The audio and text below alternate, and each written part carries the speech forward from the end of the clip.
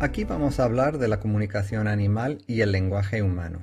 En realidad, es cierto que los animales tienen sistemas de comunicación. Las abejas transmiten información sobre la dirección y la distancia, por ejemplo, de una fuente de comida. Pero el lenguaje humano tiene ciertas propiedades que en su conjunto no las tiene ningún sistema de comunicación animal. Vamos a hablar de estas propiedades y aquí pongo unos términos claves. La arbitrariedad, el desplazamiento, la articulación dual, la productividad, la prevaricación, la reflexividad, la creatividad y el uso de unidades discretas.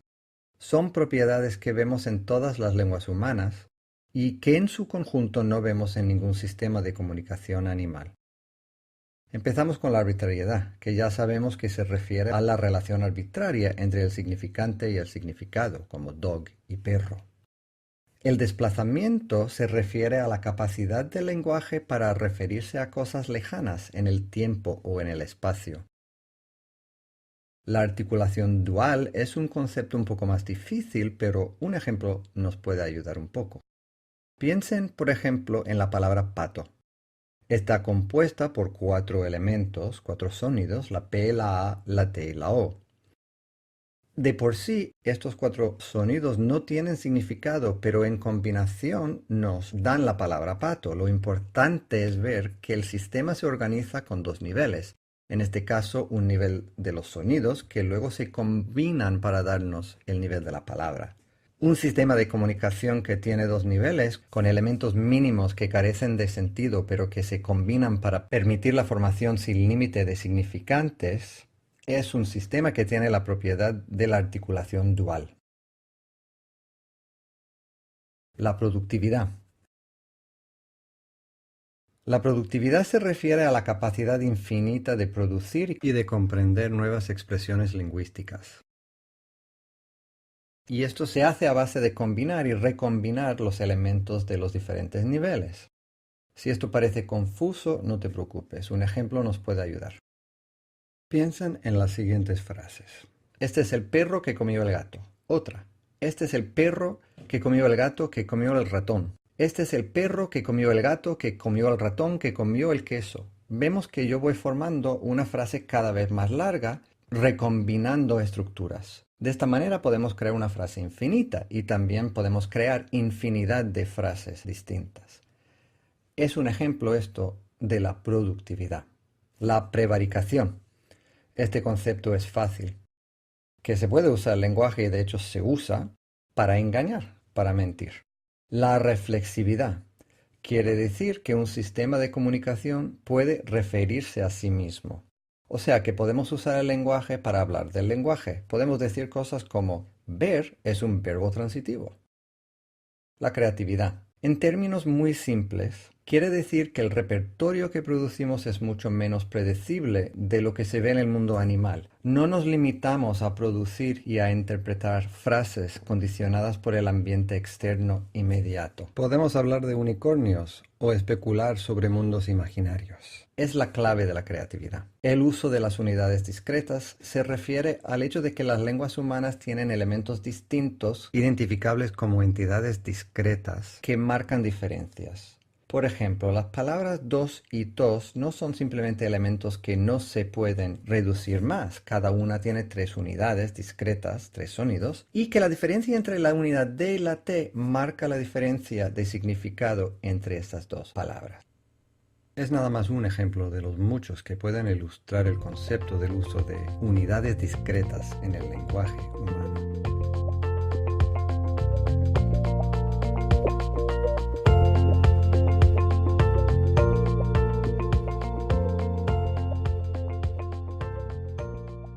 Para poder realizar el estudio del lenguaje, se determinaron las distintas áreas del mismo. El área sintáctica, que habla de problemas técnicos, el área semántica, que nos informa sobre problemas del significado, y por último la pragmática, que estudia la influencia del lenguaje en la conducta. Pero desde el área semántica se concluye que sería muy complicado, debido a que dependiendo de dónde sea la persona serán los distintos significados. Posteriormente se intentó tratar de explicarlo desde la pragmática, pero nuevamente la conducta del que habla varía dependiendo del país. Lo único que quedaba exactamente igual era la sintáctica, ya que independientemente del país, el lenguaje tiene reglas gramaticales que se van transformando.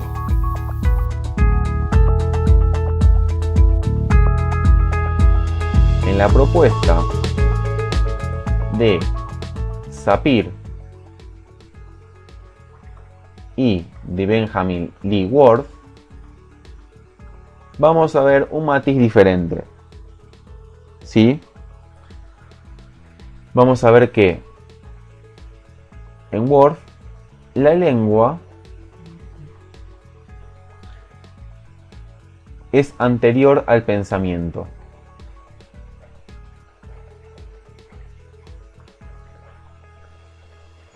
¿Sí? Y esto quiere decir que determina y forma justamente al pensamiento, ¿no? Lo que piensan las personas dentro de una cultura en particular.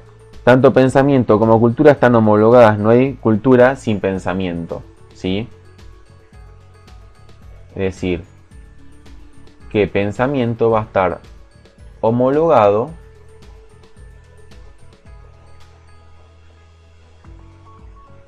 con el concepto de cultura. No existe cultura sin pensamiento. De aquí se desprende la hipótesis Sapir-Whorf,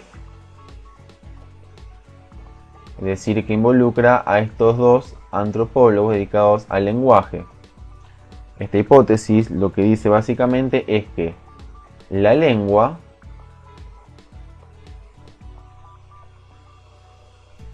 moldea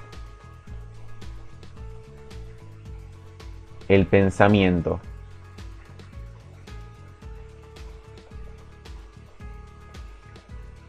¿Sí?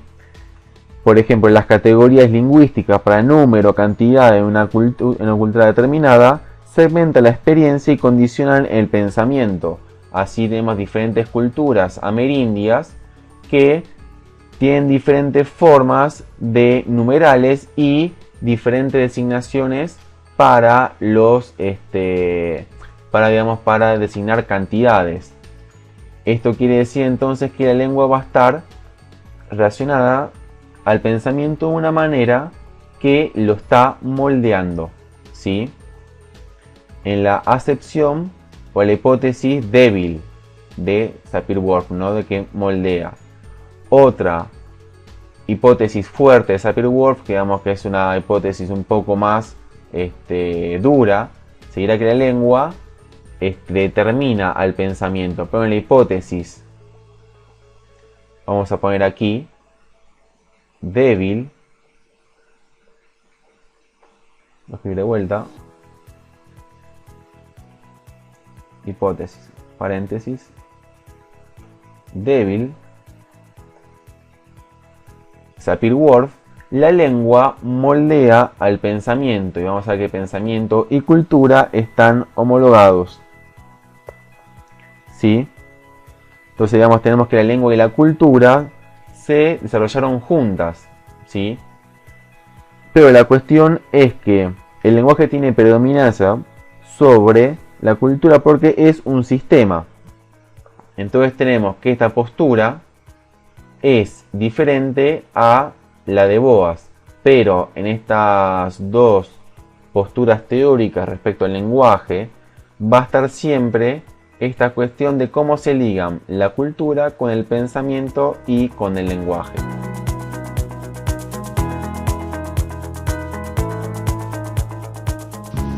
Noam Chomsky, introdujo un enfoque mentalista en la psicología del lenguaje americana, al considerar que los bebés no tienen preferencias lingüísticas y llegan a hablar cualquier lengua con la misma facilidad y en forma muy temprana, a pesar de la pobreza estimular.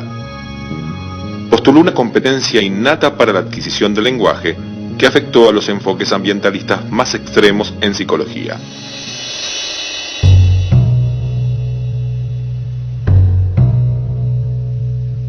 Bueno, para Chomsky el lenguaje es una estructura cognitiva, es decir, es un código mental, es un tipo de conocimiento que caracteriza a los seres humanos y que se hereda, viene en el programa genético, y está en la mente y de ahí no puede salir.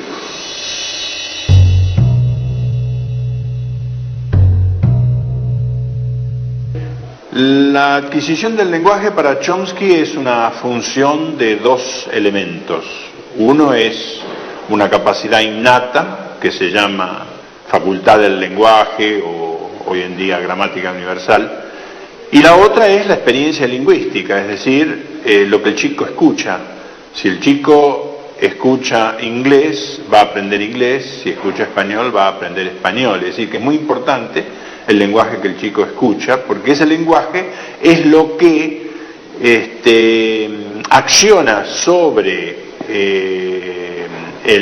la capacidad innata y fija parámetros de variación.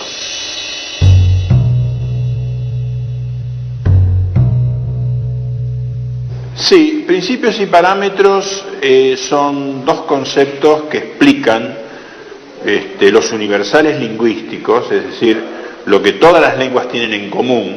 Esos son principios, son pocos y muy generales, como las leyes de la física o de la biología. Y los parámetros que explican o describen las diferencias entre las lenguas, y son todos binarios. Es decir, que el chico en realidad no aprende o adquiere una lengua, porque ya la tiene. Lo único que tiene que hacer es elegirla, mediante la fijación de parámetros. Un ejemplo puede ser el sujeto obligatorio. En inglés, por ejemplo, toda oración tiene que tener sujeto. En cambio, en castellano el sujeto muy a menudo se omite. Esa es una variación paramétrica. El chico sabe que en su lengua va a tener sujeto. Lo que no sabe es si va a ser obligatorio en todas las oraciones o si a veces lo puede omitir. Eso depende de la lengua que escuche.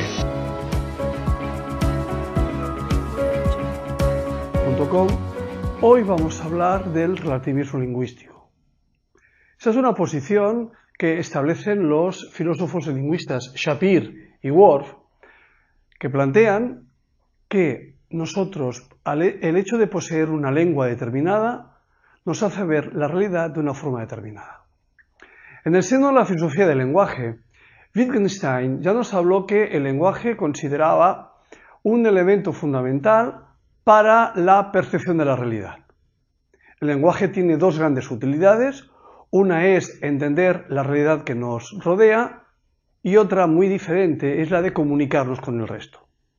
La visión del relativismo lingüístico tiene que ver con cómo nosotros somos capaces de percibir la realidad.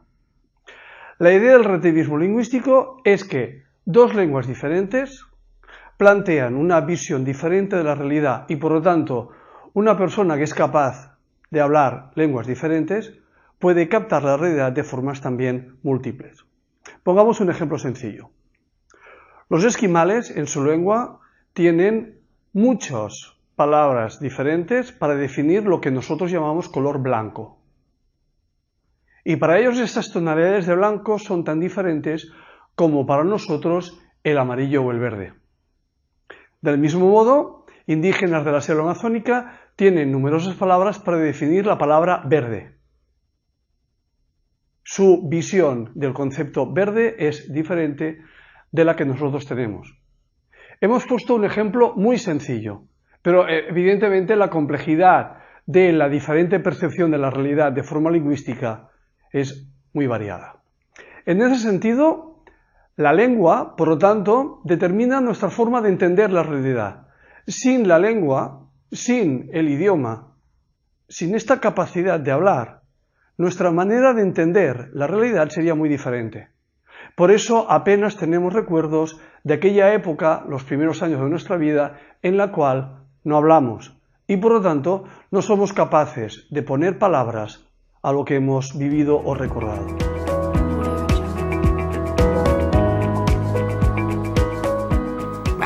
Pues eso, que tiene dos vertientes, una que es que le llaman la hipótesis fuerte, ¿vale? Que dice que el idioma determina absolutamente todo tu forma de ser. Evidentemente esta no vamos a hacer ni caso porque ya lo dice la propia Wikipedia. Y está la otra, la débil, según la hipótesis débil, que por eso no significa que no sea cierta, que dice que el idioma influye de cierta manera la forma de conceptualizar tú y memorizar lo que es la realidad. Nicodemo, está muy bien, pero queremos hechos. Hechos. Voy. Tranquilo.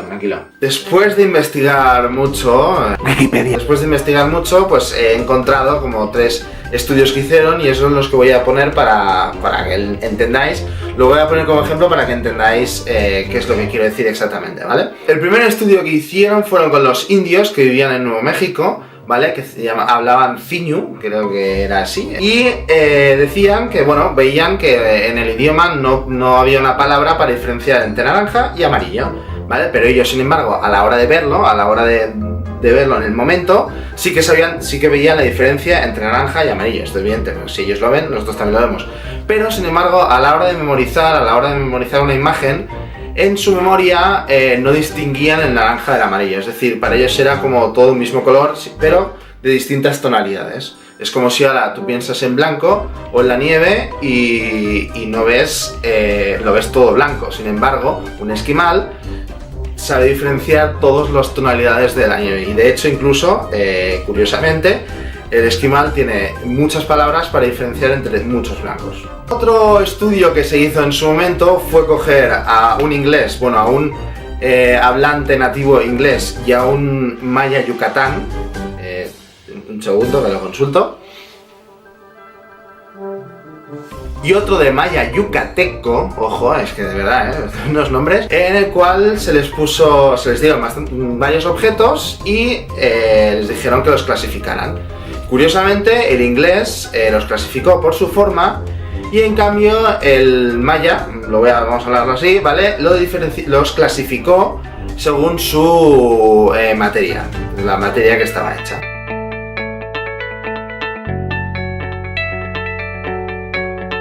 Saludos a todos los amigos de AMEI.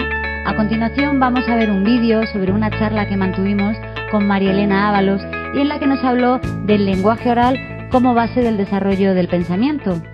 Espero que la disfrutéis tanto como la disfrutamos nosotros. Pues mira, a pesar de muchas investigaciones, no se sabe con certeza cómo y cuándo inició el lenguaje. Porque, por ejemplo, hay una hipótesis que habla de que hay una lengua ancestral y que de ahí se derivan las demás.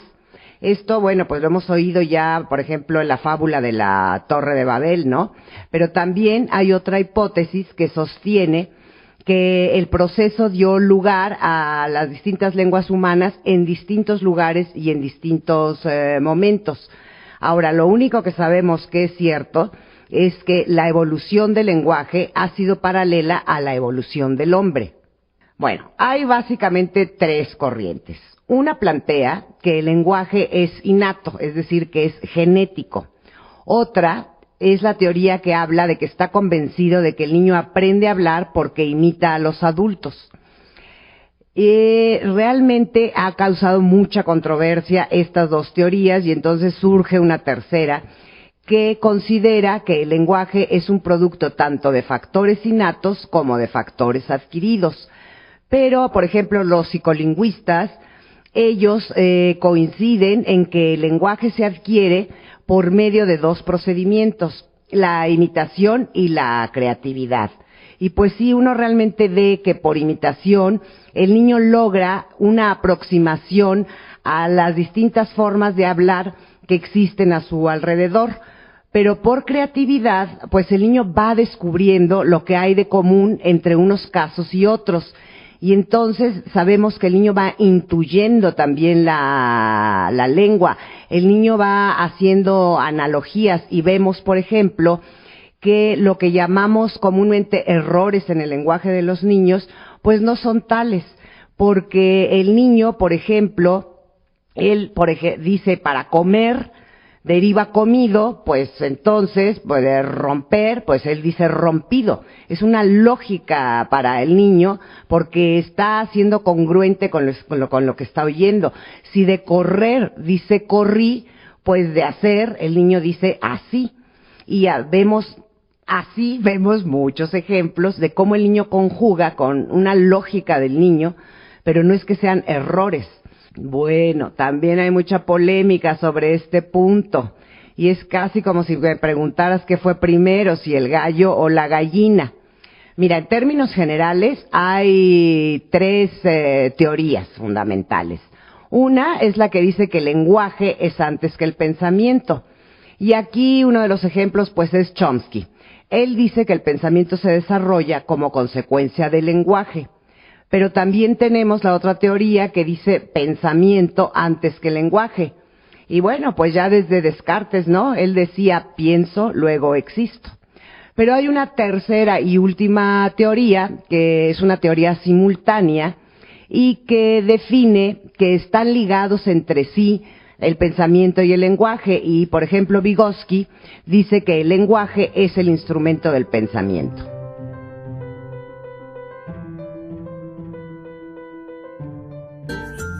Buenos días, queridos compañeros. Hoy les vamos a hablar sobre las propiedades del lenguaje, específicamente el desplazamiento y la dualidad. Aunque estamos acostumbrados a escuchar animales como Bugs Bunny y el pato Lucas hablando en la TV, la capacidad del lenguaje es propia del ser humano. ¿Cómo? O sea que el pato Lucas no habla. Esta afirmación surge de la diferencia que existe entre el lenguaje humano y cualquier sistema de comunicación animal. Por medio de los estudios del lenguaje, Charles Hockett logró establecer que la lengua humana es un sistema de comunicación que posee una serie de características básicas que no se dan todas en la comunicación animal.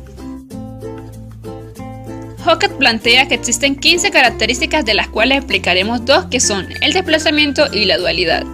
Primero tenemos el desplazamiento, que se caracteriza por comunicar algo trascendiendo en el tiempo, pasado, presente y futuro, siempre y cuando existe un emisor y un receptor.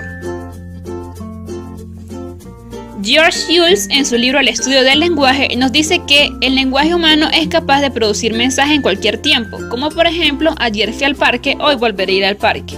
Incluso Domingos y Helvis, en su libro Lingüística, una introducción generalísima, explican que cuando leemos una inscripción en una piedra hecha hace siglos, el emisor y el receptor no están presentes al mismo tiempo. Sin embargo, hubo un emisor hace siglos que fue el que escribió en la inscripción, y al momento de leer la inscripción, el receptor somos nosotros hoy en día. Por otro lado, la dualidad es entendida como la capacidad usada para identificar mensajes y mantenerlos separados unos de otros. A esto le llamamos doble articulación y hace referencia al signo lingüístico. Ferdinand de Saussure explica en su libro Curso de Lingüística General: el signo lingüístico une un concepto y una imagen acústica, donde los sonidos no tienen un significado intrínseco, sino se combinan de modo diferente para formar elementos como palabras que transmiten un significado, a diferencia de las llamadas animales que no se pueden analizar.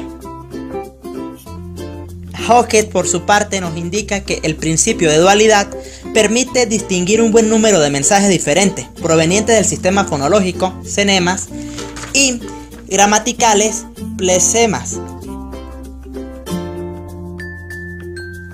Como ejemplo tenemos al superhéroe, quien seguramente al pensar tú o cualquier persona en esta imagen lo identificarás, ya que este posee unos antecedentes que son plasmados en la mente del individuo, por la sociedad, los medios de comunicación y las convenciones sociales, generando así un significado ante la representación de un hombre invencible. Como conclusión podemos decir que estas son solo dos de las 15 propiedades presentadas por Hockett, que tienen como objeto hacer del lenguaje humano un sistema económico que le permita diferenciarse de los sonidos emitidos por los animales.